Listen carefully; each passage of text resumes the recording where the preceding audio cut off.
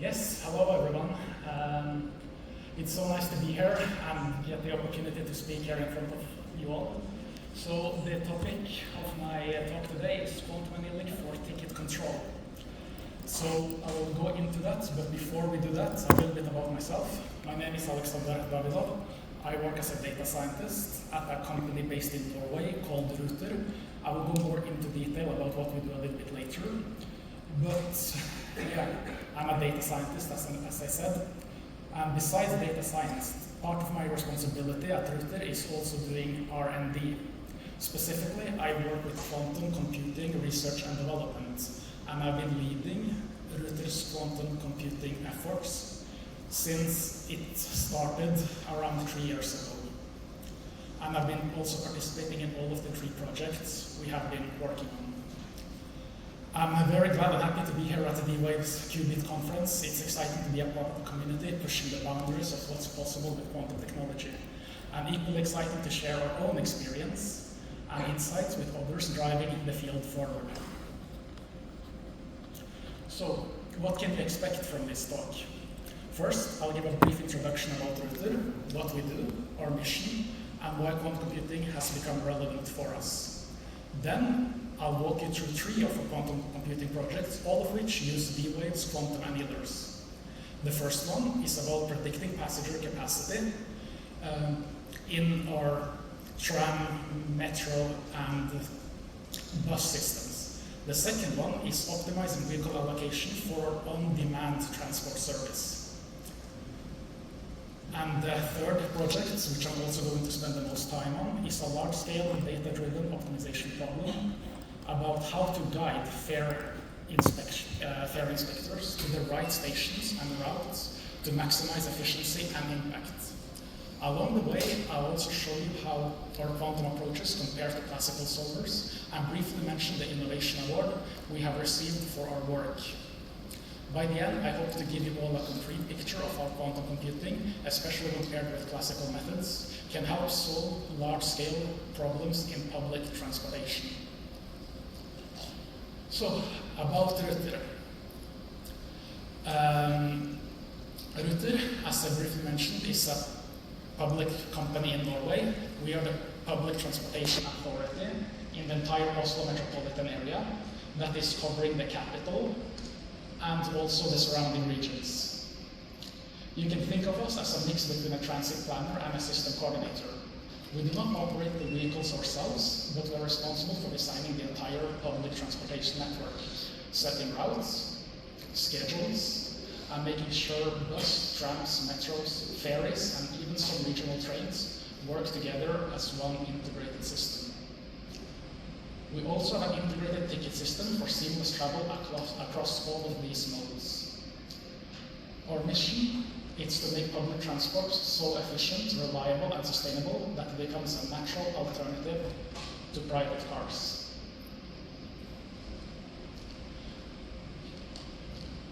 To achieve this, we are not just maintaining the system, we are constantly looking ahead. As part of our research and development efforts, we are starting to explore quantum computing, especially for large-scale optimization problems like vehicle allocation, scheduling, and fare inspection planning, all of which I'm going to talk later about. While classical approaches still dominate our day-to-day operations, we believe that quantum methods have the potential to push current computational limits, and we want to be ready when that tipping point comes. So, now that you know a little bit about Ruters and what we do, let's zoom out for a little bit and look at how people in Oslo actually move around the city. So here, you see a chart. It's the model split of Oslo. In other words, how people get from place to place, no matter if they're going to work, to school, shopping, or just doing something in their free time. This data right here is from 2018, so it might be a little bit outdated, but it's still relevant. As you can see, public transportation makes up a significant share, 34% of all trips. That's much higher than most American cities or Canadian cities, where the transportation usage is typically in the single digits or low tens. Walking is also very common. equal to car usage. Bicycle and other modes of transportation make up the rest. This strong emphasis on shared and active transport reflects Oslo's sustainability goals and is the key reason why we at Ruters are investigating in better planning tools, specifically quantum computing. So, now, let's start looking at the first of the 3 projects I'm going to present you today. So the first one, as I briefly mentioned in the introduction, is about passenger prediction. Then I'll go over to vehicle allocation, and the lastly, ticket inspection, which I will also spend the most time on. Going on with passenger prediction. So one thing we noticed is that passengers care about how crowded their public transportation vehicle will be. So in this project, what we attempted was to combine quantum computing with artificial intelligence to predict the occupancy level, whether a bus, tram, metro, etc. is likely to be crowded, a little crowded, or not crowded at all. Each vehicle in our system has sensors mounted above the doors that register how many people get in and off the vehicle. We combine this data with things like the time of the day of the week, and patterns from previous weeks. That gives us a pretty good picture of how full a vehicle tends to get. The model we trained gives us predictions up to 3 days in advance. As I said, it performs a 3-class classification of crowdedness level. Again, if it's not crowded, crowded, or a little bit crowded. This is what we wanted to explore in this project. Specifically, what we wanted to explore was if quantum computing could help machine learning improve the predictions, not by changing the machine learning model itself, but if it could aid it or help it in a way that we could better utilize the data or tune its parameters. So, we tested a method where the quantum computing helps decide which combinations of parameter and data gives the most reliable predictions. This is a hard task because there are so many possible ways to configure the model and combine the inputs, and we wanted to find the ones that actually help it make the decisions. That's where quantum computers came in. It helped us search through those possibilities more efficiently than we ever could with classical methods alone. In the end, we noticed an improvement in accuracy. It was small but measurable, and that's actually what matters, especially when you're delivering these predictions to tens of thousands of people every single day. In the end, the version we use in our own Ruters app does not use this approach. It's classical, but this experiment gave us a better understanding of where quantum computers can add value, not by replacing what we already do, but by supporting and improving in specific areas which are hard to optimize classically. And here is a screenshot of our app. It is very similar to Google Maps in the way that if you want to get from point A to point B, it gives a route suggestion, and what you can see on the lower corner is that it says usually not crowded. So for this particular trip, the tram here is not crowded. To have this option so that passengers anticipate how busy a trip might be before they board. So if they rather avoid a crowded vehicle, they can adjust their plans accordingly. Now let's move on to the second project, which is our on-demand vehicle allocation. This one focuses on our on-demand minibus service, which is quite different from regular public transportation. These are small vehicles that pick up people up directly from their homes. Specifically, this service is meant for older adults and pensioners. And then these minibuses take them to where they need to go. This service runs from the morning to the evening, and it has to be flexible since demands change from hour to hour and from one area to another. The challenge was to figure out how many vehicles we need at each time of the day, and more importantly, where to place them. We wanted to make sure no one is left waiting, but also avoid not wasting resources on having too many vehicles idle in the wrong places. We looked at this as an optimization problem. How do we assign the right vehicles to the right pickups at the right time, while keeping routes short and avoid overlap? It's a tough problem, because the number of possible combinations become enormously very quickly. To handle that, we built the entire solution as a quantum project from the ground up. We framed the project in a way that it fits perfectly on D-Wave's quantum hardware, using something called a QBO, or quadratic unconstrained binary optimization formulation, which is the format we needed to run this on D-Wave's quantum annealers. We then used real-world data, which includes pickup points and drop-off points, time windows, and also service constraints, and ran it through the quantum solver. This was done after setting up the full problem and algorithm. The quantum annealer helped us explore a huge number of possible setups, which vehicles should go where at what time, to cover demand while minimizing waiting times and unnecessary driving. Of course, the quantum solver doesn't guarantee the perfect answer in every single run, but what it does do really well is rapidly narrow down the search space and return high-quality solutions that respect all the given constraints. That's incredibly useful when you're trying to build a responsive system that needs to adapt throughout the day, whether it's a quiet hour or a surge of new requests in a specific area. The results have been promising. Quantum computing gave us a way to test and compare different vehicle placements much faster than traditional brute force methods would allow us to do. And while the project is still ongoing, it shows real potential for making on-demand transport more efficient, both for passengers and for operators. The goal is simple: keep people moving, reduce idle time, and make sure no one is left behind. And with the help of quantum optimization, we're getting closer to achieving that in a smart and scalable way. Let me now show you how this looks like in practice. Here you see Oslo divided into regions. These regions are not manually chosen, but generated by our model in order to improve how vehicles are assigned across the city. These are the zones it identifies as useful for decision making. On the left side is the predicted demand. How many ride requests we expect in each region. On the right side is the actual demand, what really happened. The darker the shade means the higher the request. The comparison matters because it shows where the model performed well and where further adjustments is needed.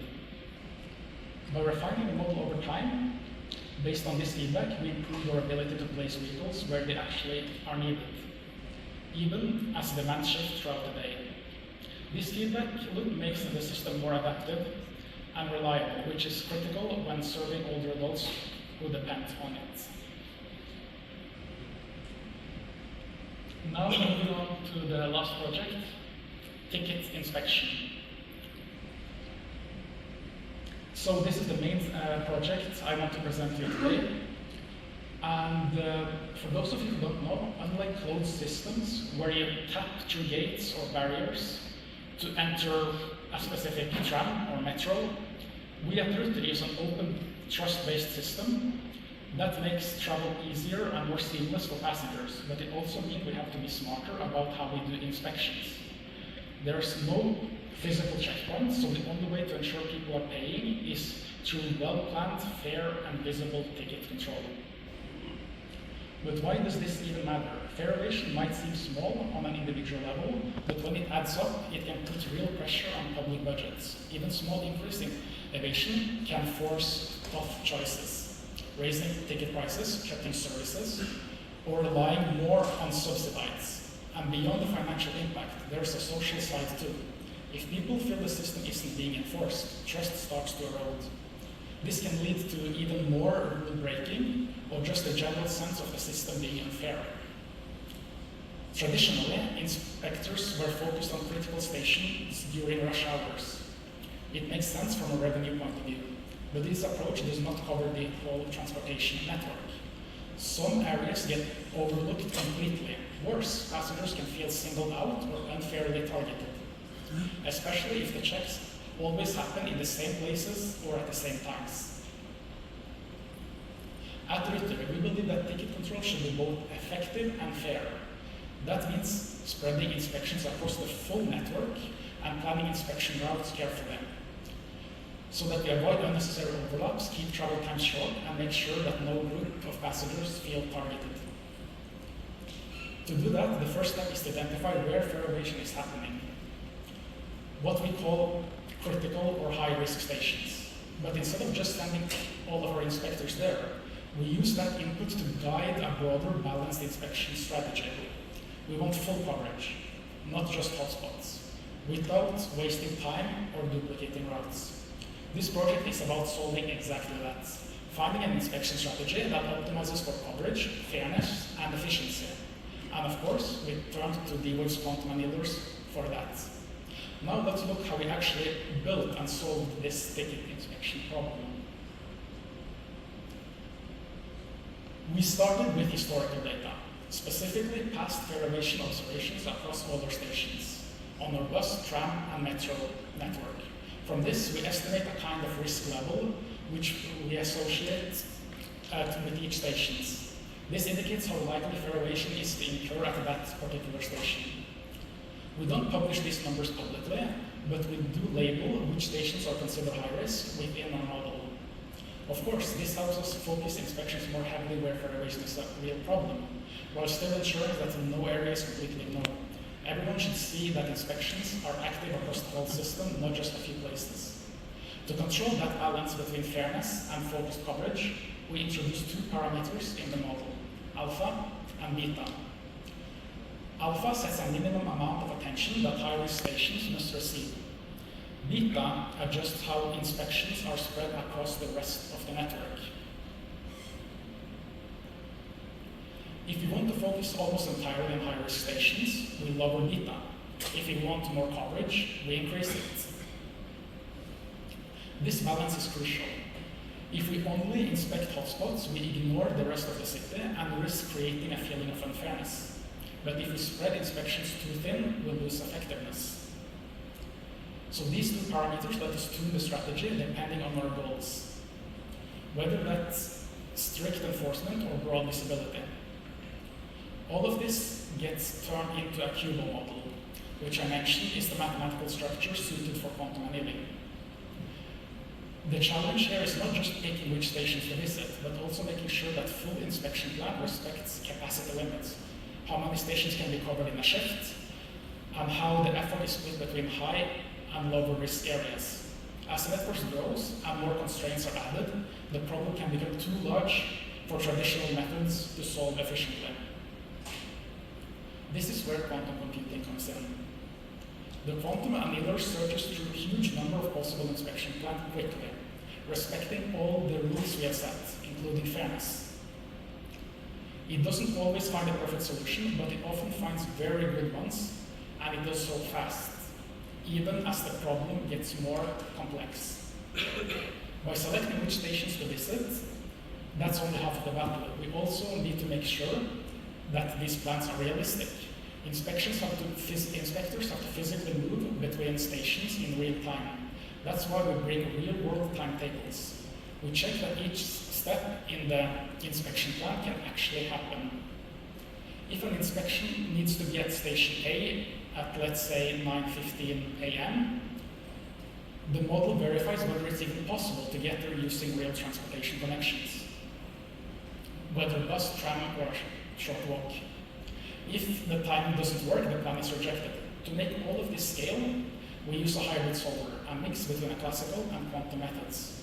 Some parts of the problem are solved classically, while the more computationally intensive parts, the one which involve thousands of decisions, they are run through a quantum annealer.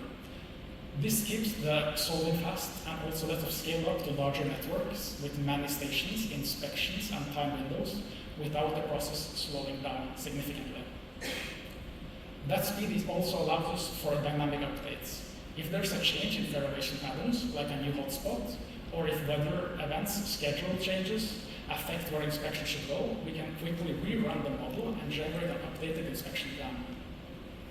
This kind of responsiveness is hard to achieve with traditional planning tools.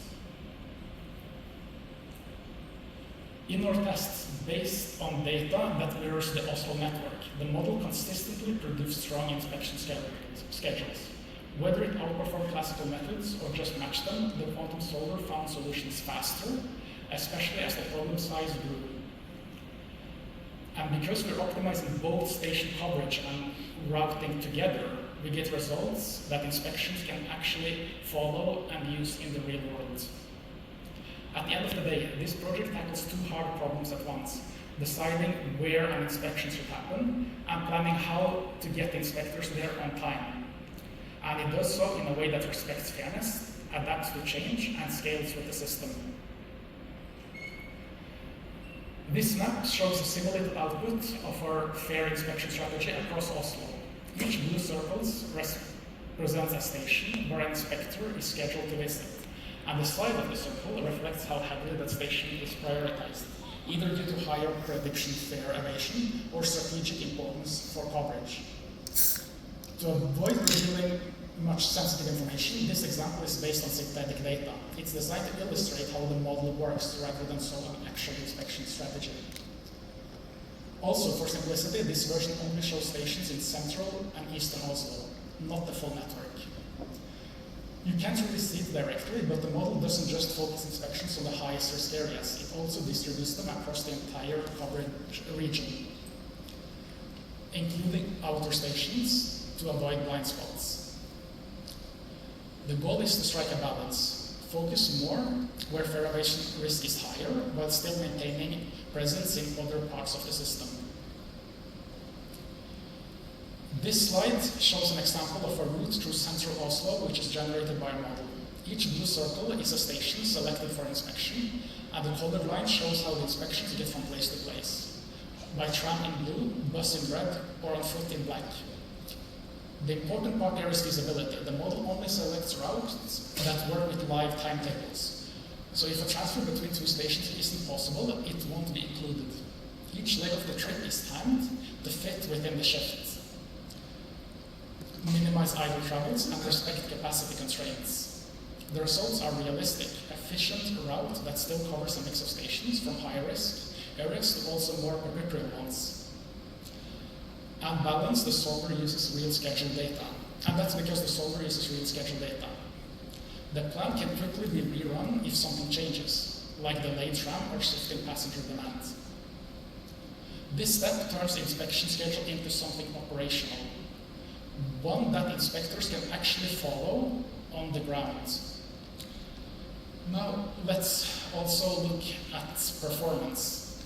This chart compares how long it takes for two solvers, Eurobi in blue, and D-Wave's hybrid CQM solver in orange, to solve a ticket inspection problem of increasing size, measured by the number of variables on the x-axis and the time it took to run the simulations on the y-axis. Eurobi is one of the most trusted commercial solvers for optimization, so it serves as a strong benchmark here. The tests shown are in range where we believe both solvers are able to find optimal or near optimal solutions. So we are not just comparing performance beyond what each tool can realistically solve well. What we can see is that at lower sizes, around 1,000 to 2,000 variables, performance is quite similar. But once we pass that point, Eurobi solves time grow much faster, eventually exceeding 350 seconds. By contrast, Leap Hybrid CQM handles the scale more smoothly and ends up being nearly twice as fast in the larger cases. And importantly, this speed improvement doesn't just come at the cost of quality. Both solvers produce solutions of similar standards. That means that the hybrid approach gives us a practical way to scale up larger scheduling or routing problems without hitting a computational bottleneck. So now, before we conclude, I also want to mention briefly about the innovation prize. So, in November 2023, Ruters received the Innovation Award from the Research Council of Norway. a national prize given to public or private organizations that achieve innovation through the strategic use of research. Two of the main projects behind that recognitions were the one we just discussed, or quantum-based ticket inspection work, and the development of our own large language model. The model was the first one fine-tuned specifically for the Norwegian language, and at the time of its launch, it achieved the best benchmark scores in the language. Of course, newer models since have surpassed it, as the field continues to grow quickly, but it marked an important early contribution in this space. The award acknowledges our broader commitment to research-driven development, and we see that it also encourages keep pushing the boundaries of what's possible in public transport. So with that, what we've seen is how quantum computing is helping us tackle real high-demand challenges in public transportation, whether it's predicting vehicle crowding, managing on-demand minibus fleets, or designing fair and efficient ticket inspections. These aren't just experiments, they are applied projects aimed at improving everyday operation for the passengers. What ties them together is the combination of classical and quantum methods. We are not replacing what already works, we are building upon it. And even small, well-targeted improvements, like better parameter tuning, faster solve times, or smarter plannings, can make a meaningful difference at scale.